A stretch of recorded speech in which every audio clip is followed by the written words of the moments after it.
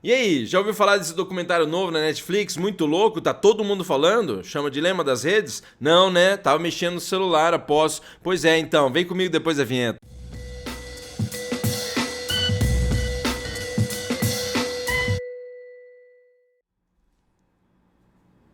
É isso aí, sua louca, seu louco. Aqui é o Prof. Elvis do História em Casa nessa ondinha do saber. Hoje a gente vai falar de séries e filmes aí, filmes e séries. E é claro, antes de continuar, pô, né, vamos falar hoje do Dilema das Redes. Mas se você ainda não deu o seu like aí no vídeo, dá o like no vídeo já, se inscreva no canal, ativa o sininho e também segue a gente lá no Instagram e no Facebook do Prof. Elvis História em Casa, além de ouvir o nosso podcast lá no Spotify. Compartilhe o canal com a galera e também deixe os seus comentários aí, por favor, no vídeo, hein? Hoje eu vou comentar rapidamente aí de um documentário que a Netflix lançou recentemente. Se você não assistiu ainda, você já deve ter ouvido alguém falar desse documentário. Eu, inclusive, também já falei para meus alunos, pelo menos. Então, estamos falando hoje aí de um documentário lançado recentemente, ele é de 2020, 1h34 aí para você. É um documentário que ele vai falar justamente sobre esse dilema das redes sociais. Tá aqui, especialistas em tecnologia e profissionais da área fazem um alerta: as redes sociais podem ter um impacto devastador sobre a democracia e a humanidade.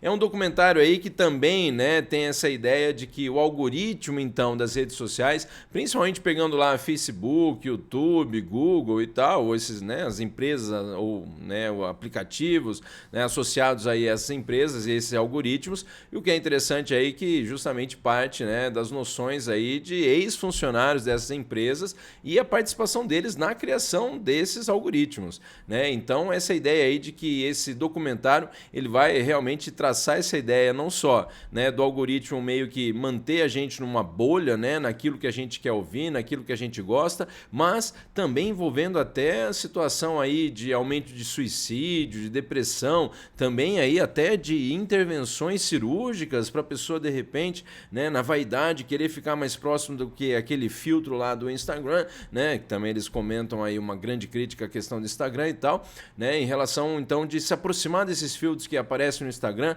Então essa ideia de que talvez o algoritmo, será que ele vai dominar um dia a gente? Já dominou, Então ficar esperto aí que na verdade tem essa questão também de que eles vão trazendo essa ideia de que a violência aí também que aumentou, a própria questão de repente lá de divisão, entre as pessoas, polarização cada vez maior e radicalismo também cada vez maior, Mas ao mesmo tempo acredito, não sei se eu entendi direito, se você quiser se assiste também e me fale o que você achou, mas esse dilema de que ao mesmo tempo as redes que foram criadas para aproximar a galera, até um bando de nerd então, solitário e tal, meio antissocial que criou essas redes sociais, digamos assim, e na verdade isso acabou, ao invés de aproximar as pessoas, afastar mais ainda. O que na verdade, se for ver, não aproximou muito também de qualquer jeito, porque eu curti uma foto lá do meu amigo, tá legal. E você não vai pagar uma visita pro cara. Antigamente você dava uma ligada pra pessoa, hoje nem se liga mais, você troca uma ideia, quanto menos, é claro, na pandemia e tudo mais, na quarentena, você visitar as pessoas aí queridas. Mas essa ideia de que, acho que as redes sociais aproximam, mas também elas acabam afastando as pessoas. Principalmente porque há essa ideia também aí apresentada pelo principal, personagem, digamos, é um ex-funcionário aí lá do Google, que é o Tristan Harris. Tem a questão de falar da psicologia, aquela questão também, que até o meu irmão Daniel recentemente aí no comentário sobre, na live lá que eu convidei ele para falar de tecnologias, essa ideia de que se alguma coisa aí, é de graça e tal, às vezes o produto é você. Então, esse questionamento da venda dos dados do Facebook para outras empresas, a questão também, dos anúncios então pagos aí ao Facebook, e aí também entra a questão, de outros, comentários relacionados a essa ideia política também, essa ideia da violência, Então, até que ponto o papel aí, desse algoritmo, dessas redes sociais, que basicamente reforçam aquela sua visão, aquele argumento que você concorda já, que você acha que é o certo. Porque é aquela ideia de que, como ele vê que você gosta de repente de filme, aí ele vai te lançar um monte de coisa de filme ali e tal, e aí, mas é especificamente de filme de ficção científica. Aí ele vai começar a lançar coisa de filme de ficção científica. Então, assim, é de graça, é que nem nem quando você, de repente, dá uma pesquisadinha lá num podroto e, de repente, esse podroto começa a pipocar em várias aí, né? Em vários aplicativos aí que, em tese, não tem conexão, que você não pesquisou por ali. Sem falar aqueles momentos que, às vezes, você comenta alguma coisa com alguém e aí, olha, tô pensando em comprar um tênis, você nem pesquisou ainda, tô pensando em comprar um tênis. Aí você vai lá, olha o celular e fala, tem um tênis que é o que esse modelo. Daí você fala, será que estamos sendo ouvidos? Será que estamos sendo, né, vigiados e tal? E aí essa ideia, né, de que até onde vai a responsabilidade também dessas empresas e também desses caras. Aí que é interessante também, que é uma galera que saiu, deixou a empresa, né? Ele é colocado como a voz ética lá do Vale do Silício hoje, que ele falou que ele reclamou isso para a empresa, de que a empresa não tomou, né, uma atitude, né, para combater esse tipo de situações que envolvem... Os bichos estão tão loucos aqui, né? Que envolve, então, os dados dos funcionários, né? Toda essa posição política também, por aí vai, sem falar das perseguições também éticas, né? Étnicas, religiosas, que podem aparecer associadas também aí, né? Essas bolhas que são colocadas pelo Facebook. Mas dá uma olhada que tem essa coisa também, né? De que eles falam, mete o pau de que tá rolando tudo isso, mas a ideia de vamos controlar isso aí, porque senão onde vai chegar. Mas também, olha, vai dar certo, gente, vai ficar tudo legal, né? Porque também essas redes dá para fazer o bem. Então, assim, dá uma olhada, dá uma assistida, vê o que você acha lá. Também acho interessante, é claro, você lembrar que é um documentário, mas eles fazem lá uma historinha fictícia. Esse rapazinho aqui já é personagem de outros filmes, possivelmente você já viu ele em outros filmes aí. Não lembro agora qual, né? Acho que daqueles, tipo, Férias Frustradas, um negócio assim, mas recente, né? Mas a ideia de que há toda essa questão de, né, se alimentar aí, não só de publicidade, mas também do que ele quer ver. Então, essa ideia da pesquisa científica, neurológica, psicológica, que levou essa ideia de que o ser humano, o algoritmo, leva o ser humano a ficar sempre viciado em ficar rolando a tela. Até, sabe aquela coisa que, de repente, você vira e fala, vou ficar 20 minutinhos aqui no celular. A hora que passou, você tá 3 horas naquela porra, tá entendendo? É um negócio que sim, que você fala, meu, tem que ficar esperto, que é uma coisa que também eles colocam, olha, começar a limitar essa coisa de ir pro quarto com o celular, né? Aí é interessante também, porque eu tô falando isso, mas eu vou com a porra do celular pro quarto, né? Até porque, eu uso de alarme, né? Daí eles falam, pega um relógio. Então, pega um relógio, faz outra coisa lá. Você tem que levar essa porra aqui. Às vezes você acorda 4 horas da manhã pra dar aquela cagadinha, de repente, putz, deixa eu dar uma olhada aqui não mexe nesse negócio, mano. Que aí eles tratam essa ideia de que é como se fosse droga, né? Liberando pra você aí dopamina, aquela coisa do prazer, né? O sentimento do prazer, mas é o sentimento também daí que vem da depressão. Tipo, a pessoa não curtiu minha foto. Aquela pessoa não está me seguindo. Caíram meus seguidores. E você fala, nada a ver isso aí. Acho que inconscientemente você sabe o que eu tô falando, porque eu sei do que eu tô falando também, certo?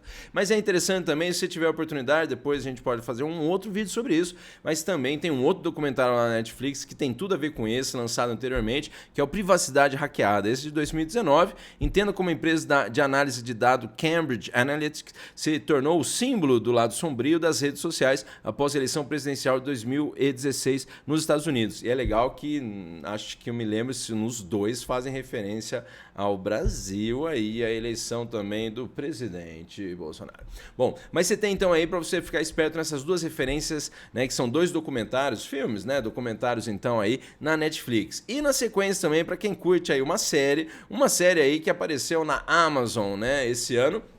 Falam que vai ter uma segunda temporada, estamos esperando aí, mas a quarentena deu uma limitada, né? Que chama Hunters, né? Que essa aí também relacionada ao produtor lá, Jordan Peele, né? Que eu acho que, se eu não me engano, fez também a releitura lá do Twilight Zone, do Além da Imaginação aí para a Amazon. Então tá aí, Amazon original. É uma série muito interessante aí que fala de caçadores judeus nazistas, ou não necessariamente judeus, também tem uma personagem lá ligada aos Panteras Negras, a luta dos, né? Também, é claro, dos pretos, dos negros nos Estados Unidos por direitos civis nos anos 70, né? É interessante também, tem o personagem lá do né, o ator do How I Met Your Mother também, que eu tava assistindo e falando, caramba, é ele, né? Que é o que faz o personagem principal lá, né? Mas é bem interessante aí que ele narra essa questão de uma organização secreta né, liderada por um milionário judeu aí, que é o Al Pacino, que ele faz o Mayer Offerman, que ele então lidera essa organização então que persegue os nazistas, né, que fogem então lá do final da Segunda Guerra Mundial, eles conseguem fugir para os Estados Unidos, que é uma coisa também interessante aí, que é uma história real, né, que chama Operação Paperclip, né, paperclip de clipe de papel, então, né, que vem essa história de que o interesse dos avanços científicos dos Estados Unidos ao final da Segunda Guerra Mundial levou à aceitação e colaborar na fuga de vários cientistas nazistas que fizeram atrocidades com judeus para, então, os Estados Unidos, colaborando, né, com o desenvolvimento também do próprio, né, sistema nuclear, do próprio armamento nuclear dos Estados Unidos, entre outros avanços, né, talvez não, científicos não tão éticos, né, poderíamos falar. Então tem essa história aí de que, né, o personagem dele, né, do Al Pacino, é o responsável por organizar essa galera, tem uma freira ali no meio, né, tem vários personagens interessantes e tem o rapazinho aí que é recrutado pelo Al Pacino, pelo Maior Hoffman, que é o Jonan Heidelbaum, que é, né, na verdade, aí, neto de uma conhecida, então, do personagem lá, Maier Hoffman, né? E aí ele se envolve, não querendo aí, mas ele acaba se envolvendo, né, no processo, então, de combate aí aos nazistas, né, que fugiram, então, para os Estados Unidos. Então, a ideia de caçar nazista aí, né, nos Estados Unidos dos anos 70. Muito interessante também é de que, recentemente, tá aí os dois, então, tá, né, o Maier Hoffman, o Al Pacino lá, e o Jonah, então, essa ideia de que ele vai participar, o jovem acaba se ferrando e tal. É interessante também, é claro, você vai ver a estética relacionada a quadrinhos, não só porque ele, Jonah, trabalha lá numa, né, numa banca de revistas, numa loja de revistas, né? E tem essa história, então, de que ele tem não só a estética e tal, mas essa associação também com as histórias em quadrinhos, né? De vários aspectos aí a gente pode falar relacionado aos judeus, que a gente já volta a comentar se você está acompanhando aí. Mas é uma equipe muito aí diversa, culturalmente falando, bem interessante para vocês. Tem um ator lá, tem a ligada aos Panteras Negras, tem um casal aqui de judeus também, tem lá um rapaz também lá, não lembro se ele é sino-americano, né, derivado de chinês ou acho que é de japonês, e a freira também, é bem interessante, vale a pena você entrar em contato. Não é baseado em quadrinhos, mas eu achei que a Amazon, né, com a Dark Horse, montaram aí uma história em quadrinhos para divulgar aí, né, a série, e também essa, né, referência aí, o olho por olho, dente por dente, não só, né, lá a questão da pena de talião, né, do Código de Hammurabi lá, né, mesopotâmico, né, babilônico e tal, lá da Antiguidade Oriental,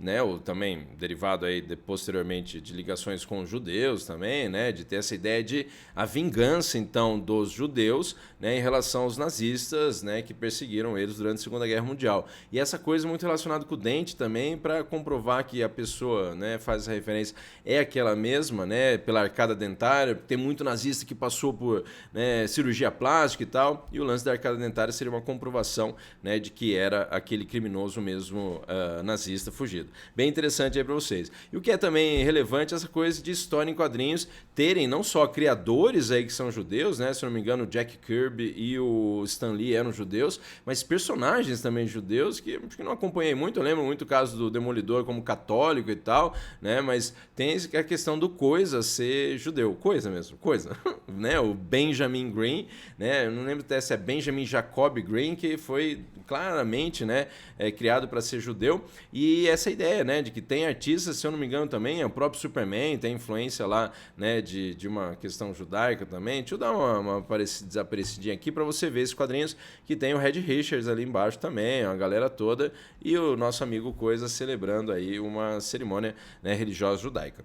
E também interessante para quem lembra aí da Kitty Pryde, né, a Kitty Pryde, que ela também é judia, né? Então tem essa história do Lacaim aqui que ela está falando, né? Tem também, como você está vendo ali, né? Deixa eu só mostrar aqui em cima, o Cavaleiro da Lua, que é interessante que o Mark Spector, que é o personagem, antes de ser o Cavaleiro da Lua, ele era judeu, mas ele acabou se convertendo ao culto lunar aí, bem interessante, relacionado à mitologia egípcia. Mas os dois personagens, Kitty Pryde e o Coisa, tem a Feiticeira Escarlate também, mas parece que a referência da Feiticeira Escarlate é para ter relações lá paternais, né? Possivelmente, se você acompanhou lá com o Magneto, né? Porque ele também era judeu, a história dele está relacionada a essa perseguição também nazista, mas ela tem influências maiores, parece, ciganas, né? Então da religião cigana e tal. Mas é interessante para vocês essa referência, então, que aparece, né, dessa série, também trazendo essa questão dos super-heróis aí, não que tenha super-heróis na série, mas a estética de quadrinhos, né? Toda essa questão também da discussão, né, em termos desses heróis judeus, dos criadores judeus também, que é interessante. E só para lembrar aí que essa série ela trouxe também recentemente críticas, né, em relação aí ao Museu de Auschwitz, que colocou de que a série talvez incentivasse aí uma situação de, né, também neonazismo, ou de que a Amazon também estaria ganhando lucro vendendo livros de aspecto antissemita. Então essa coisa aí de que às vezes a arte também, às vezes não, né? A arte ela tem suas relações políticas e, é claro, acabam incomodando ou trazendo algumas situações que levam a uma discussão às vezes mais profunda de um assunto passado e por aí vai. Mas é isso aí, espero que você tenha gostado dessa dica então de filmes e séries aqui. Lembrando, se você ainda não deu o seu like, dá o like aí, pô, agora. Também se inscreve no canal, ativa o sininho, segue a gente lá no Instagram e no Facebook do Prof. Elvis História em Casa, além de ouvir o nosso podcast no Spotify. E se você não compartilhou aí no canal, faz isso, compartilha o canal aí com a galera e também deixa aí os seus comentários. Eu quero ler, eu quero saber o que você tá achando aí. Dá uma olhada aí, fala pra mim então o que você tá achando. Até a próxima dica de filmes e séries com o Prof. Elvis História em Casa.